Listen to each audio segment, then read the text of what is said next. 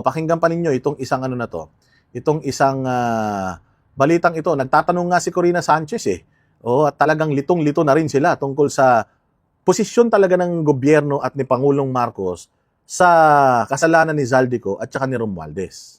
Nagsisisi kaya si PBBM? Saan? Na sinama niya si Congressman Toby Tiangco sa meeting. Di ba? Kasi yung mga ganun, hindi ba dapat confidential? But maybe the way Congressman Tiangco thinks is that he has to be that transparent, right? Kwento mo muna, ano sinabi ba? Kanina, kung nakikinig po kayo sa balita, ang sabi niya, siya ay bahagi ng isang meeting sa pagitan ni Pangulong BBM at ang kanyang pinsan ni si dating Speaker Martin Romualdez at pinapagalitan niya si Speaker. At tinatanong, ilan ba ang bahay mo sa Forbes?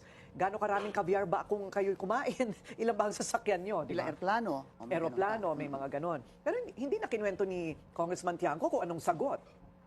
Hindi na kinuwento kung anong sagot. Pero the fact na sinabi niya na pinagalitan ni Bongbong Marcos si Martin at saka si Zaldico, ibig sabihin, nalaman sa kwento ni ni Toby Tiangco, nalaman ni Bongbong Marcos na nagnanakaw yung dalawa. Now, anong ginawa ni Bongbong Marcos para itong dalawang ito na magnanakaw maparusahan? Sinakripisyo lang niya si Zaldico. Yung kanyang pinsan, inililigtas niya. Kasi dapat ang tinatanong natin dito is, Bongbong Marcos, totoo ba yung sinasabi ni Toby Tiangco na kanang kamay mo na pinagalitan mo si Romualdez at saka si Zaldico?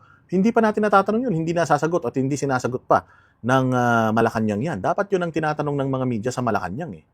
Medyo bitin. Bitin. Tanungin natin si Attorney Edwin. Oo nga. Ano sabi? Pakitanong mo, tsaka, ano ang punto nun? Ano ba ang punto ni Congressman Tiangco na the President is holding his own cousin accountable for whatever he probably did or did not do?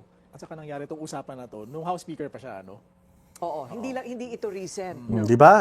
The President is holding his cousin accountable during that conversation. Bakit? Wala na dun sa conversation na yun.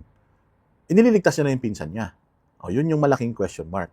Kung totoo yung sinasabi ni Toby Tiangco that the President, nagalit siya kay Martin at tinanong ilang bahay, ilang kotse, ilang caviar, ilang eroplano bang kailangan nyo? Sabihin, nalaman niya. Sa usapan na yun, nalaman niya na may ginawang kabulastugan yung dalawa. Bakit nililigtas niya si Martin Romualdez? Bakit si Zaldico lang yung idinidiin niya at hindi si Martin Romualdez kasama? Dalawa sila na sinisermonan nung mga araw na yun. So ang tanong, nangyari ba talaga yung meeting na yan? At totoo nga ba na nagalit siya kay Martin Romualdez? Kasi kung hindi, ilalaglag niya ito si Toby Tiangco. Di ba? Yun ang dapat na itinatanong ng media. Pero alam niyo, sa dami kasi ng katarantaduang ginawa nito ni Bongbong talaga sa Pilipinas, hindi na rin alam ng media natin kung saang issue magfo-focus eh. Nakakalimutan na din yung mga totoong issues natin. Marami kasi ang nag-iisip, nagtatanong, Pinky, ano ba ang relasyon ni PBBM kay Speaker Martin? I guess, that gives the public some kind of view of a sneak peek into their relationship. That the President also holds his own cousin accountable. I guess, yun ang pinapalabas si Congressman Toby. Pwera na lang kung sarsuela din yun. Kasi pwede ring acting yun, ha? Pero Para palagay mo hindi? Para ma-share ni Huwag mo Kong nang Toby sa atin. sagutin. Ha? Para ma-share ni Kong Toby sa atin. Oo, hindi. Si Kong Toby ang makapagsasabi kung feeling niya Ay, fake. sarsuela ba yun, fake, or totoo. Sarsuela or fake, yung yung sinabi ni Bongbong Marcos na yun, isa lang yung ibig sabihin nun.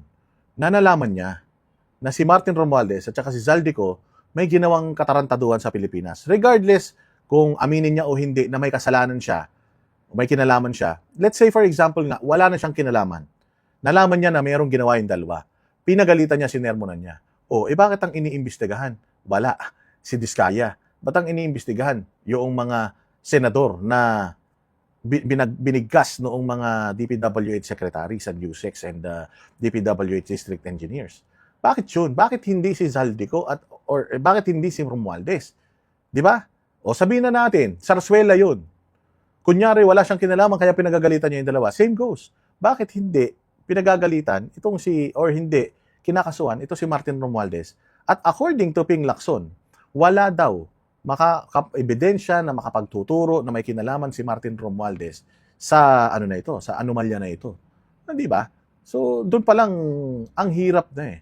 Napakahirap nang intindihin nung gusto nila mangyari. Pero Well, walang makapagsasabi. Madumi lang po ang isip talaga ng mga mamamahayan. Pasensya na po kayo. Lahat lang ng mga posible, pinag-uusapan At yung namin. iba talagang sasabihin, di ba? Yes, Oo. So, yeah. But if he really does hold his... Alam mo, Corina, hindi madumi ang isip ninyo. Wala na talagang tiwala ang taong bayan. Kasi imagine mo, negative 30 ang trust rating ni Bongbong Marcos. Negative din ang trust rating ng Congress. So, kung ikaw ay nagiging critical ngayon, nag-iisip ng mga ganyang bagay, it's because magnanakaw kasi sila at nakikita natin na magnanakaw sila at nakikita natin na niloloko nila tayo. Wala tayong tiwala na sa kanila. That's it.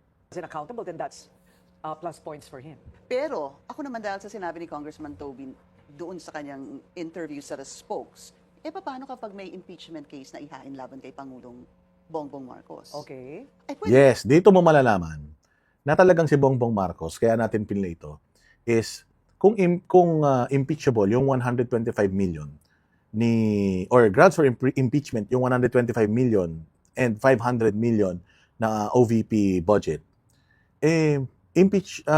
grounds for impeachment din itong ginagawang pagtatakip ni Marcos Jr. sa pinsan niya. Kasi sabi ni Toby Chanco, pinagalitan niya yung dalawa, therefore alam niya na may kinalaman yung dalawa. Ito ang problema. Speaker of the House si Martin. Alam niya na may ginawang kabulastugan at kabulastugan yung dalawa. Pinasa yung budget ng 2025. Pinayagan pa rin niyang mangyari yun. Bagamat alam niya na may ginagawa yung dalawa. Pinirmahan pa rin niya yung GAA.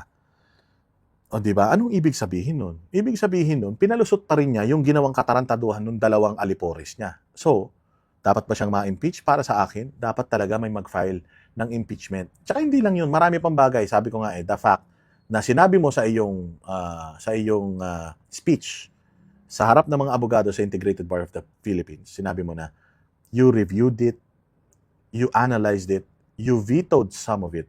It means, inano mo yun, inaral mo yun. Pinirmahan mo yun dahil alam mo na okay yun. Bakit puro pagnanakaw yun nangyari dun sa budget na yun? So, negligence yan. Neglect of duty yan. Ibig sabihin, hindi mo talaga ni-review yan. At grounds for impeachment yan, betrayal of public trust yan. Gamitin yun. Although, how much that will hold, that's another story. Pero kumbaga kasi parang malabas, complicit eh. Si Pangulo, dahil pinagsabihan niya yung pinsan niya, pero natuloy pa rin yung budget. We're talking about the 2025 budget, hindi itong budget na ito. Sabi ni Congressman Edgar Erice, pwedeng betrayal of public trust. Complicit si Bongbong Marcos. Alam mo na may ginawa si Zaldico at saka si Romualdez. Alam mo na ipinangako na nila yung political capital mo sa mga congressman. Pinirmahan mo pa rin yung budget, itinuloy mo pa rin yung budget. Bakit mo ginawa yun? It means, kasabwat ka, kasapakat ka. Therefore, kung meron dapat ma-impeach between the two, Inday Sara or Bongbong Marcos, it should be Bongbong Marcos. Why? Ang dami namatay sa flood control projects. Ang daming pera ang nakikita mong ibinabalik ng mga DPWH, USEC, and yung mga district engineers. So, sobrang corrupt ng administrasyon mo. At magfo-fall yan sa leadership mo. Ikaw ang leader. Kung pinananagot natin si Pangulong Duterte sa madugong war on drugs ng administrasyon niya, dapat panagutin din natin si Bongbong Marcos sa madugo at maanumalyang korupsyon sa administrasyon niya. Di ba? Yan ang sinasabi natin. So, kailangan talaga itong darating na February, abangan natin yung impeachment ni VP Sara. Kasi sigurado ako na ipupush nila yan. Pero huwag tayong papayag na si VP Sara lang yung mapafile ng impeachment. Kasi sa pagkakaalam ko, nag-file ng impeachment ang Duterte Youth Party List sa kanya. Hindi inasikaso yun forthwith ng Congress. Tingnan natin kung somebody files an impeachment case against Bongbong Marcos kung asikasuhin din niya ng Congress. Kasi kung merong parehas na impeachment yung dalawang leader natin, Vice and President, tapos yung sa Vice President lang yung umandar, yung sa Presidente hindi, wala. Talagang niloloko na nila yung taong bayan. Though alam naman natin na niloloko talaga nila yung taong bayan.